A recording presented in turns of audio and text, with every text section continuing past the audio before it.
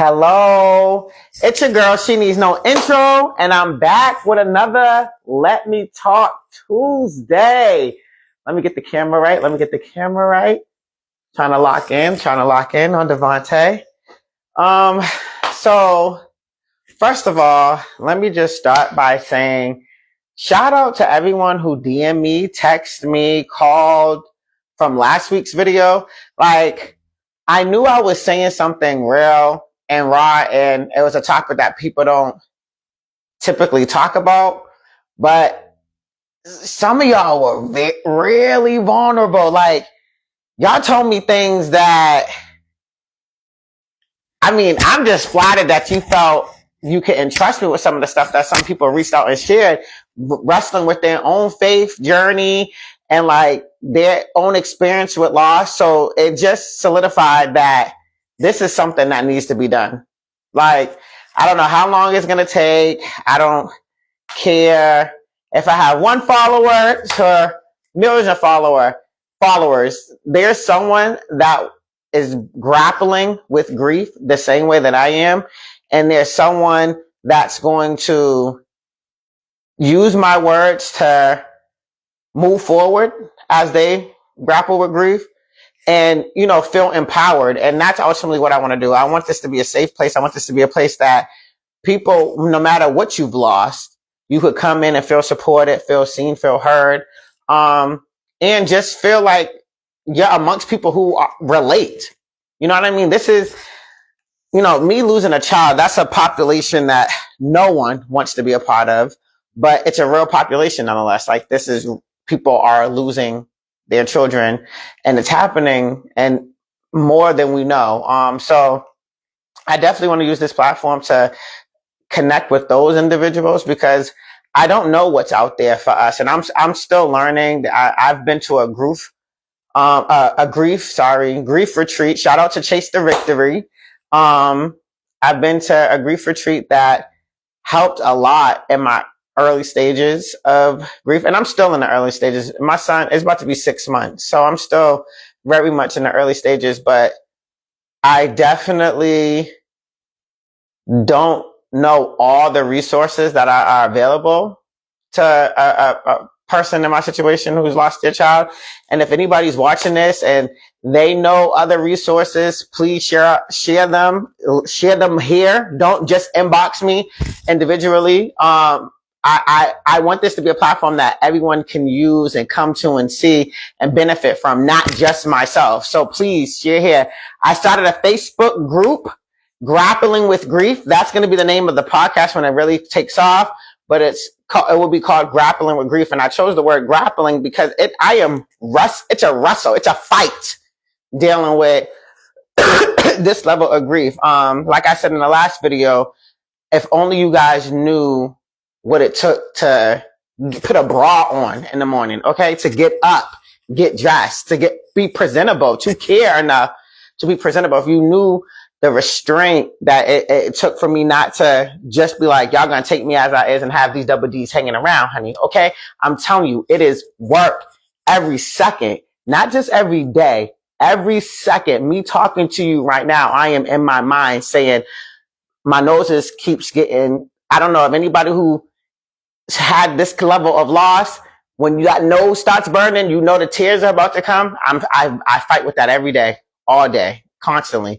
Doing it right now, constantly, because I just want to break down, but I am fighting to be presentable right now for this because I said I'm going to do this. And after the feedback that I got last week, and shout out to, I'm going to share this to Snap later, or share the link, but some of my Snap followers, when I just shared that I was going live on IG and Facebook, did say, I don't even follow you on there. Like, share us a link. Don't forget about your snappers. So I won't forget my snappers this time. I'm going to share a link because I did create my YouTube channel. So there is a link that the last week's video and this video will end up at. But let me get into the Let Me Talk Tuesday topic. So Mother's Day was on Sunday. And it was as hard as I expected it to be honest. The funny thing is, I am such like a doer in my family. Like I like planning the events. I like, you know, always thinking of activities for us to do or having ideas for us to come together. Like that is I'm that person in my immediate family. So trying to be proactive, I extended an invite to my siblings and my mom to come over my place for brunch.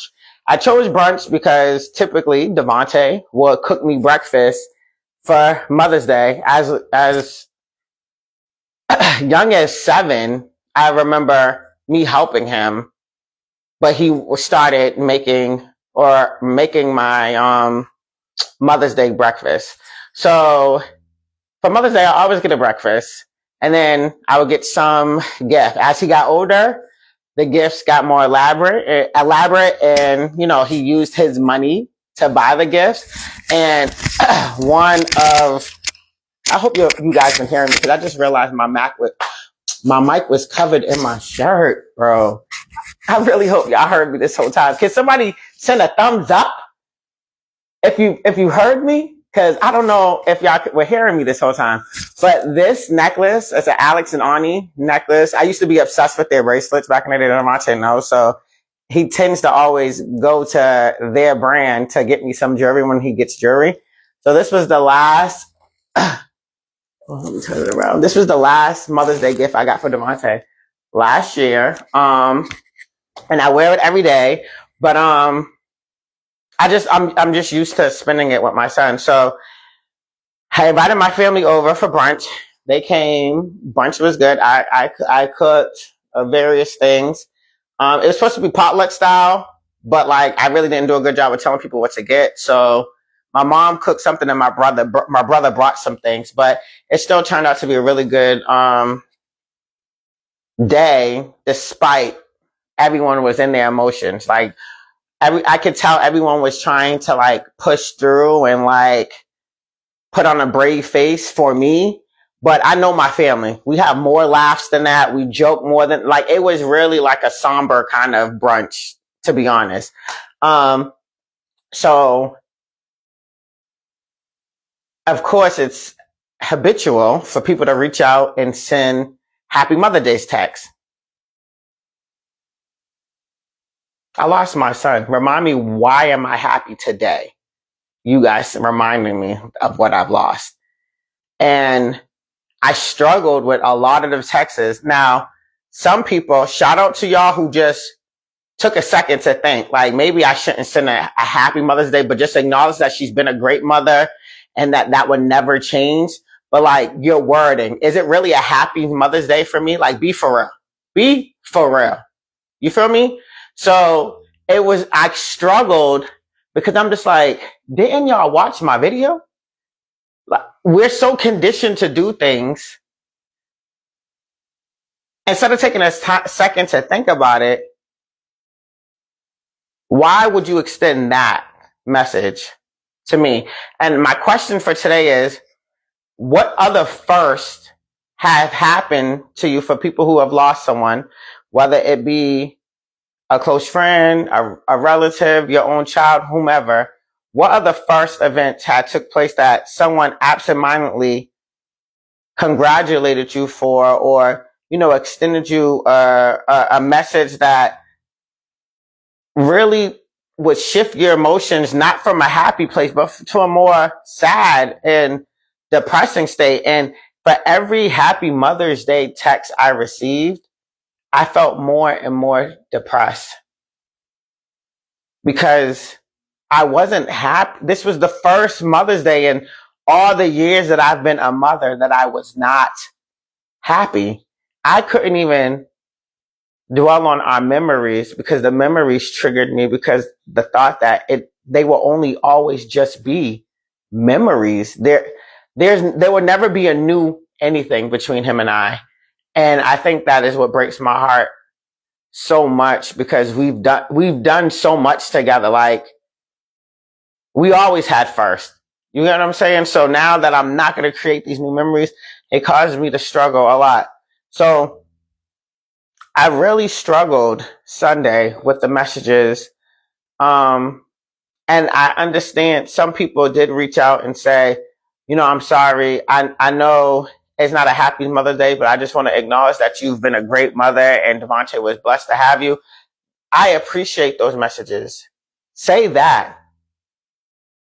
Allow this to be an opportunity to tell you guys how to show up for me and how to love up on me in a way that's not cliche. Don't just send what you would normally send. Take some thought. I'm going to acknowledge that you've just been a great mother. I'm not going to throw salt on injury. I'm going to just acknowledge the basics, and I'm not going to throw a happy anything on top of anything because the situation is not a happy one. And don't get me wrong. Let me first say I appreciate everyone who reached out and said something. Shout out. Thank you for acknowledging me. Thank you for seeing me. Thank you. But I didn't feel good. And I'm not going to come on this platform and sugarcoat and act like things are all sweet when they're not. It wasn't a great feeling. Now, fast forward today. I didn't go to work yesterday because I couldn't get out of bed. That's just I just could not get out of bed. I didn't eat for the first time until 7:00 last night. Yesterday, I could not get out of bed and I could not stop crying. I think everything that couldn't really hit me and I couldn't process because my family was here, because I also feel like I have to be strong around them too, because I've been so strong my whole life that I don't break down in front of them. And it's not because they don't create environments for me to do so. I just feel like I have to be strong because if they see me fall apart, they're all falling apart. You feel me? So I couldn't process my emotions on Sunday for real. And Monday, it was over. I couldn't, from the moment I opened my eyes, it was over. So I took the day and I needed the day, but I come in today and a few of my students and some of my colleagues plotted against me to surprise me for a Mother's Day gift basket and picture frame. Oh, I have to go get that so y'all can see that. And picture frame. And it was this whole production, I should add, because they played like these students were in trouble. They wrote me in to help us. For those that don't know, I'm a dean of students, New Mission High School. Shout out Titans. But they wrote me in to support with four our female students. And I came in. From the time I woke up this morning, I've been crying. I cried all morning. Up until this actually happened, I was like in my office crying all morning. And when they pulled me to come rope it, I had zero, if you know the rest, to give. I'm trying not to swear on this one. I had 0 F's to give, for real. And I come in the room ready to chastise because I'm like, y'all are in 11th grade. There was one 10th grader, but the rest of you in 11th grade, y'all know better. Well, I shouldn't be coming in here for no classroom management. You know what I mean? Like, I'm ready to go off. Then they're all joking. I'm like, I'm ready to crash out and y'all are playing right now. Next thing you know, they start playing music. Then they're singing Happy Mother's Day like it's happy birthday. And I'm just like, I'm caught off guard. But what do? Break the hell down, start crying. Because like I said, the happy Mother's Day is just a reminder that I would not ever have another Mother's Day honored with my son. Like my son honoring me. You get what I'm saying? Like I would never have, like, it just, the reality hit so friggin' hard.